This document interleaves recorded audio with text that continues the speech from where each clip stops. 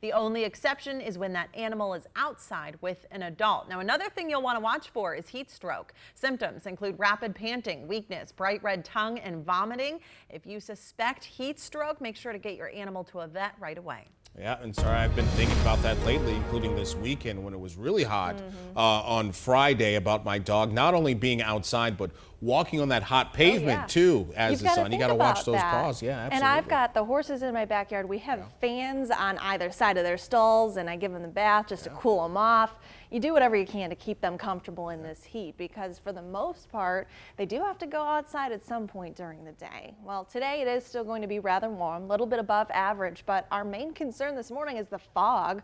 Westfield right now, you can hardly see it, but we are looking at Grand Park, and of course that fog going to be with us for the next couple of hours. We have seen improvements in this visibility reading downtown. It was under a half mile earlier this morning, but right now it's reading 6 miles, which is much better to drive in. But this is just one single observation site, so certainly still dealing with dense fog in the surrounding areas. Kokomo, you have dropped down to about that quarter-inch mark as well, so could be tough on the roads for you.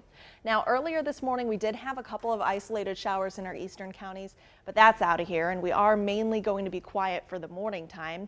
Very active west of us though, some flash flooding concerns in parts of Iowa, and then southwest in parts of Oklahoma. They were clocking some 60+ mile-an-hour wind gusts overnight, and then also did have some hail reports and flooding in parts of Arkansas. It'll be out that direction and back toward Dallas, where we could see some more strong to severe storms today.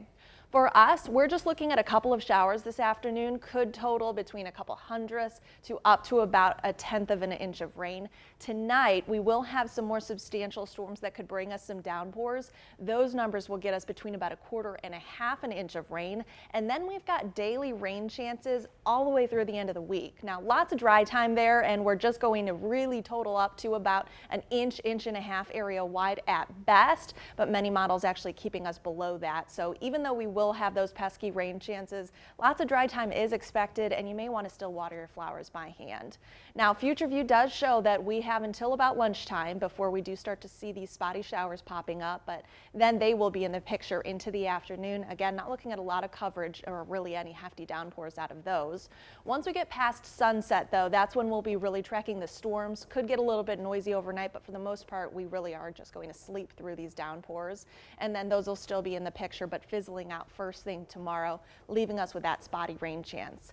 Live view right now downtown, still foggy. Temperatures not bad though. We're sitting at about 64 degrees, 66 in Muncie and 68 right now in Shelbyville. Dew point tells us how much moisture is in the air. That's also in the 60s. So between that and just the slightest breeze, that's why we are dealing with that fairly dense fog. Upper 80s again today with those spotty storms, so not ideal. It's really going to feel humid. And then tonight, those more scattered storms with some of those producing some heavier downpours. And then for the rest of the week, pretty much, we are going to be a little bit below average with those highs just in the low 80s. We will get some dry time here, especially Thursday and Friday, but we will not get rid of those daily rain chances until after the weekend. The Traffic Authority, powered